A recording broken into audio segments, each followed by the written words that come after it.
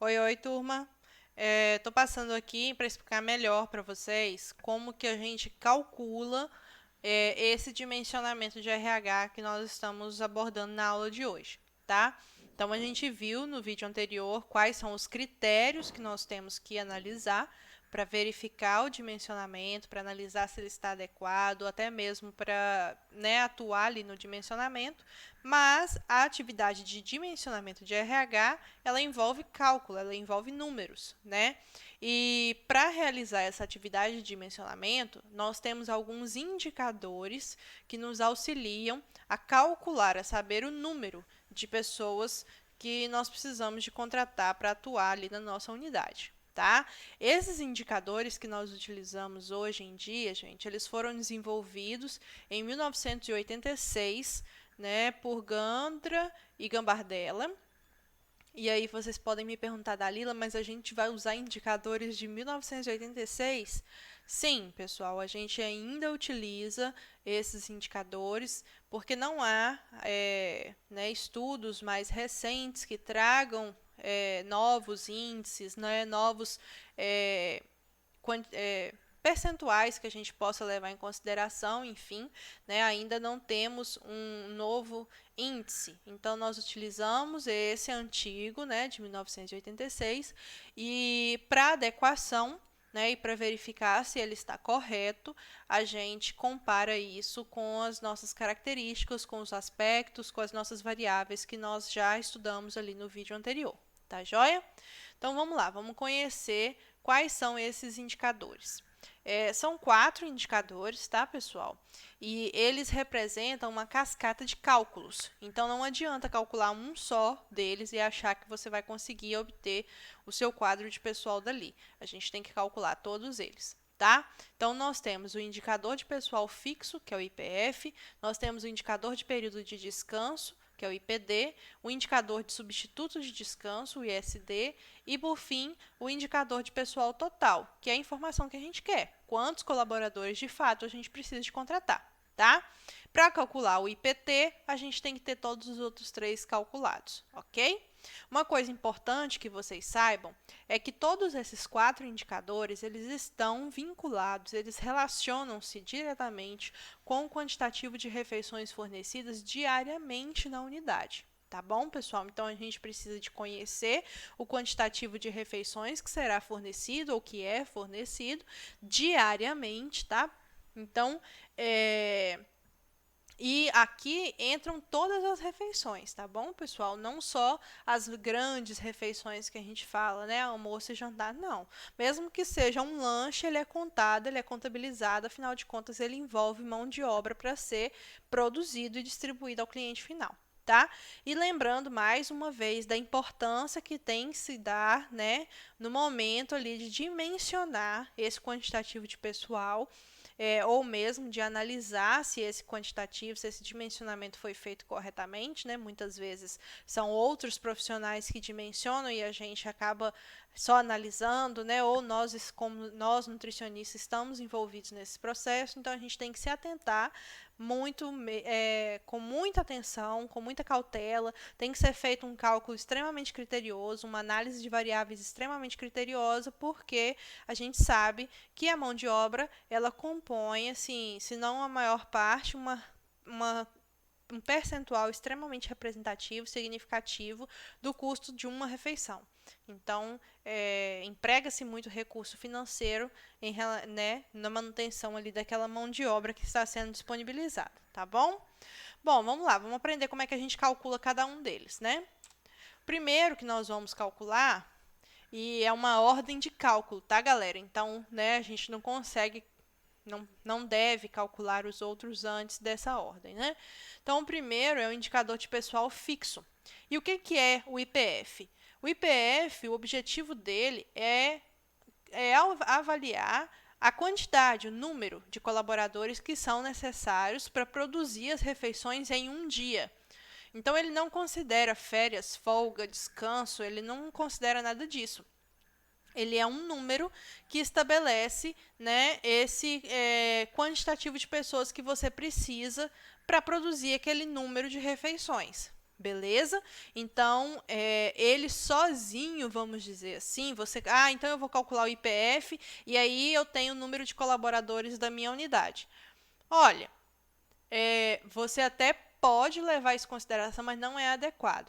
A gente fala que ele é o mínimo, é o quantitativo base, é da onde você parte para dimensionar o quadro de pessoal da sua unidade. Isso porque, por mais que você não trabalhe, por exemplo, num domingo, né, onde você não precisa, né, de substituir ninguém, você realmente só tem o fornecimento de refeições em dias úteis, né, que é o que ele considera, você tem férias.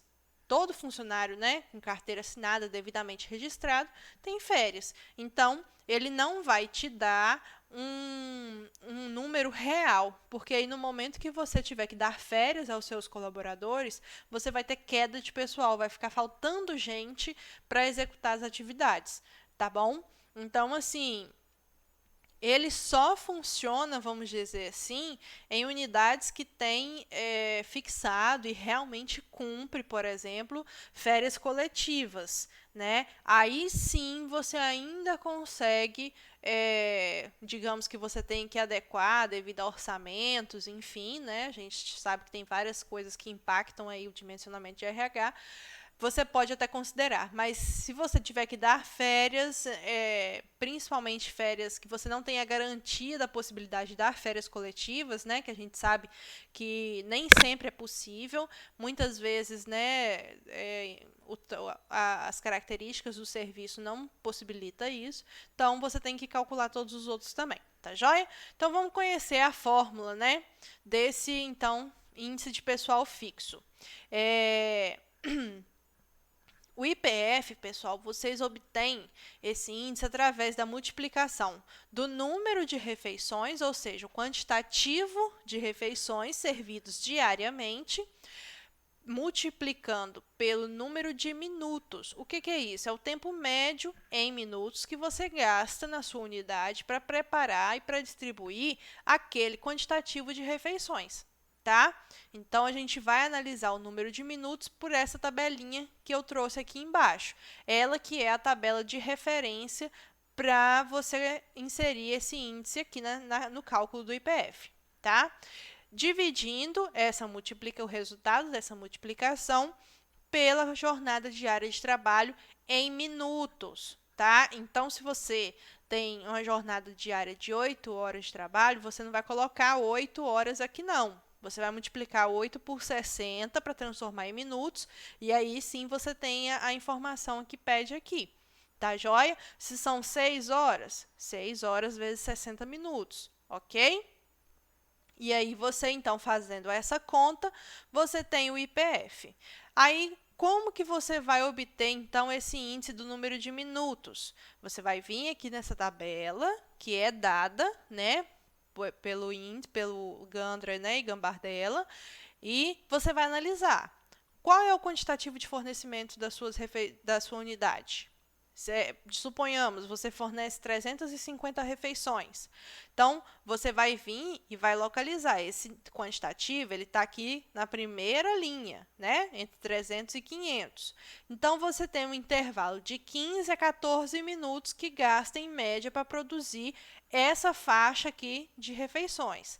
Mas qual que eu vou utilizar, o 15 ou o 14? Né? Então, aí você vai pensar, o 350 está mais próximo de quem? Tá vendo que assim como a quantitativo de refeições tem duas tabelas, o de minutos também tem? Então, vocês vão analisar. O número de refeições está mais próximo do primeiro ou do segundo número? No caso do 350, está mais próximo do 300. Então, você vai utilizar na conta o índice de 15 minutos.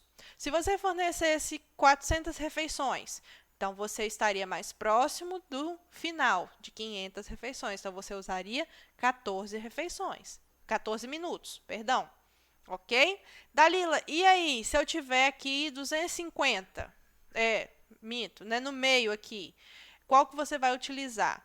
Então, aí você vai verificar, dentre das outras características, se você tem tecnologia envolvida, se a sua estrutura física é boa, se você tem equipamentos básicos envolvidos, e aí se você verificar né, constatar que eu quase não tenho equipamentos disponíveis, então você vai demandar mais tempo, tá? Aí você usa o 15 para o seu cálculo ficar mais assertivo. Ou não, eu tenho bastante equipamento na minha unidade, então eu posso usar o 14, tá? Então é assim, você vai pegar e vai verificar o quantitativo de refeições, ele está mais próximo do primeiro ou do segundo índice, e aí pega o número em minutos, tá joia? Indicador de período de descanso, o IPD. O objetivo dele é avaliar o número máximo de período de descanso, ou seja, férias e folgas de colaboradores, né, que você tem, que um substituto pode cobrir por ano. Entendeu? Então, você vai verificar ali, né, qual que é o seu IPD, qual que é o seu indicador de período de descanso. Como que é a capacidade, né, de substituição, quantos períodos de férias de descanso que um substituto consegue fazer a, a atividade para aquele outro descansar, tá? Então, aí, a fórmula você vai pegar os 365 dias, que é o total de dias do ano, e vai diminuir o total de período de descanso. Ou seja, você vai somar quantos dias você tem envolvido entre férias e folgas de cada colaborador seu, né? E aí o resultado dessa diminuição você divide por esse total que você usou aqui de período de descanso, tá? E aí a gente tem algumas considerações em relação a esse período de descanso. Se a sua unidade ela funciona de segunda a sexta-feira ou segunda a sábado, né, vamos dizer assim, você terá um total aqui de período de descanso de 30 dias. Isso porque os 30 dias correspondem às férias regulamentadas de um colaborador seu. Então, o domingo, ele é o descanso semanal remunerado, né? Nós vimos isso na aula anterior. Então, você já não trabalha no domingo. Então, você não tem por que envolver o domingo nesse somatório aqui do período de descanso. Mas, se a sua unidade funciona de segunda a segunda, então aí sim você precisa de um substituto de descanso, certo? Porque você vai trabalhar todos os dias, então você tem que dar folgas para essa equipe em dias através de escalas, né? Então, se você tem ali funcionamento de segunda a segunda, você vai ter um total de período de descanso de 90 dias. Isso porque você vai somar os 30 dias de férias regulamentares, que é previsto em lei, mais 48 dias que são o total em média de folgas de domingo, que você tem em um ano, mais 12 dias de feriados. É uma média que a gente tem para calcular nesse índice aqui, tá bom? Então, aí você tem esse total de 90. Ou seja, você soma as férias e as folgas. Isso porque a sua unidade ela não para no domingo, ela não tem folga. Então, você tem que calcular somar todos esses dias aí que vão ser trabalhados, tá bom? E aí nós temos o ISD, que é o indicador de substituto de descanso. Ou seja, o objetivo do ISD é obter o número de pessoal substituto para os dias de folga. Você conheceu a capacidade de substituição de um funcionário para as férias e folgas. Agora você precisa de obter quantos colaboradores serão necessários para substituir o seu pessoal fixo, lá que você calculou, nas férias e folgas que você tem que dar, tá? Então, a fórmula para calcular o ISD é você dividir o quantitativo de pessoal fixo pelo IPD, tá bom? Que é o indicador de período de descanso. Faz essa conta e aí você vai ter essa informação do ISD. Por fim, nós temos o indicador de pessoal total, que é o IPT. Esse é o final do nosso cálculo, tá, gente? Então, ele vai levar em consideração o indicador de pessoal fixo, o indicador, né, de substituto de descanso e verificar quantos são, então, os colaboradores que você precisa de ter. Então, a fórmula para obter, né, a informação principal, que é o quantitativo total de pessoas que você precisa de contratar, é obtida através da soma do indicador de pessoal fixo com o ISD, indicador de substituto de descanso. Joia? Bom, vamos ver um exemplo, então, para a gente entender melhor como que são esses cálculos. Vamos supor que a gente precise de fazer um cálculo de colaboradores para uma unidade que fornece 1.500 refeições por dia entre almoço e jantar e que funciona de segunda a sexta-feira, ou seja, ela funciona em dias úteis, certo? Então, nós temos, né, primeiro que calcular o indicador de pessoal fixo. E aí, a gente multiplica, então, os 1.500, que é o total de refeições por dia, vezes 9, porque lá naquela tabelinha, se vocês forem olhar, é o tempo em minutos que corresponde ao fornecimento desse quantitativo de refeições, dividido por 480, porque a jornada diária a gente considerou que é a padrão, 8 horas diárias. Então, a gente tem ali um IPF de 28,13 funcionários. Aqui é importante, gente, nós nos atentarmos que a conta ela tem que levar em consideração essas casas decimais, ok? Então, você não vai arredondar aqui para 28, não. Você vai calcular 28,13, porque essa informação ela é necessária no final, tá? Calculou o IPF, nós vamos passar para o cálculo do IPD. Então, nós vamos fazer a conta. Diminuir os 365, que são os dias do ano, menos 30. Por que 30? Porque a unidade funciona de segunda a sexta.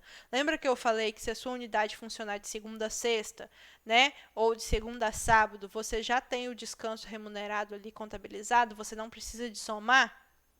Então, você só tem as férias. É por isso que está aqui o 30, beleza? Então, você diminui 365 menos 30 e divide a diminuição, o resultado dessa diminuição, por 30. E aí, você vai encontrar um IPD de 11,17 funcionários. Tendo essa informação, você passa, então, a calcular o indicador de substituição de descanso, né? O ISD. Então, a gente pega o IPF, divide pelo IPD e nós vamos encontrar um ISD de 2,52, ok? Então, agora nós vamos juntar essa informação para calcular o nosso índice, o indicador de pessoal total. Somando esses dois, nós vamos ter, então, que essa unidade precisa de 30,65 colaboradores, ou seja, a gente arredonda para 31 funcionários. A gente sempre arredonda para cima, né? Porque se a gente arredondar para baixo, partindo do princípio que nós já levamos em consideração o quantitativo de refeições e os índices que são fixados para esse cálculo, se nós calcularmos só 30, nós vamos estar com um quantitativo de colaboradores aquém do que realmente seria necessário, tá? É por isso que a gente coloca para cima. Então, 31 funcionários, ok? Pessoal, deu para entender que é uma cascata de cálculos e que uma informação depende da outra? Atentem-se a isso, tá? Para que vocês não errem nos cálculos de dimensionamento de RH. Vamos fazer mais um exemplo. Agora, nós vamos calcular o quadro de pessoal para uma OAN que fornece 900 refeições por dia, almoço e jantar, porém, ela funciona todos os dias da semana, ou seja, ela funciona de segunda a segunda.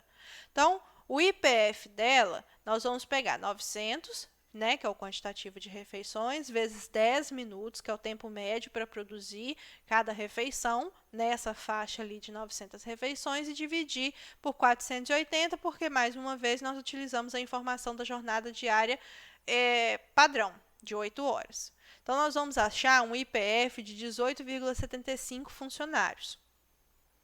E aí, a gente calcula o IPD, né? Como ela funciona todos os dias da semana, nós temos um período de descanso aqui de 90 dias. Então, nós vamos diminuir 365 de 90 e dividir o resultado disso por 90. Nós vamos encontrar um IPD de 3,06 funcionários.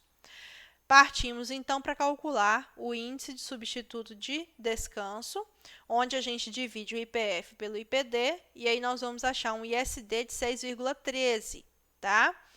Por fim, então, a gente tem o indicador de pessoal total, somando os 18,75, que é o pessoal fixo, mais o 6,13, que é o pessoal que substitui as folgas, e aí nós vamos achar, então, um quantitativo de 24,88 funcionários. Ou seja, a gente precisa de 25 funcionários nessa unidade para produzir as 900 refeições por dia, funcionando todos os dias por semana em almoço e jantar, tá?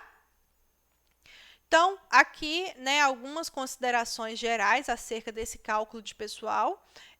A gente tem que se atentar, né, a todos os aspectos que são relacionados, porque pode ser que no momento do cálculo você verifique, igual a gente viu, 25 funcionários para produzir 900 refeições. De repente, você tem maquinário nenhum na unidade. Então, você não vai conseguir fornecer só com 25 funcionários, você vai precisar de mais. Ou você tem uma tecnologia absurda envolvida, e 25 funcionários é até muito para você. Então, você tem que analisar, tá? Lembrando, gente, que esse quantitativo de quadro de pessoal não está envolvido nutricionista, tá? Isso é só o dimensionamento do quadro operacional, ou seja, o pessoal, os manipuladores, é o pessoal envolvido diretamente ali, tá? Manipuladores, né? Então entra todo mundo, cozinheiro, auxiliar de cozinha, copeiro, merendeira, vamos supor, né?